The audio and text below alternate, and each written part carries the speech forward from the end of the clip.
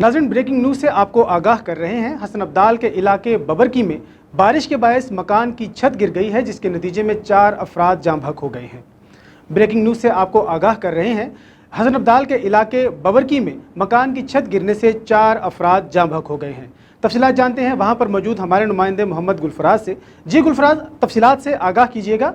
जी बिल्कुल, हसन अब्दाल के नवाही गांव बबरकी में एक अफसोसनाक वाक़या पेश आया है, जिसमें बारिशों के बायस एक मकान की छत गिरने से एक ही ख़ानदान के 3 अफराद जाँ बहक हो चुके हैं। हमारे ज़राए का ये कहना है कि जाँ बहक होने वालों में एक 80 साला मकसूद, इसकी 36 साला बेटी और एक नवासा जो कि 40 दिन का बताया जा रहा है। यानी कि इस वाक़े के नतीजे में एक डेढ़ माह का बच्चा भी जाँ बहक हो चुका है।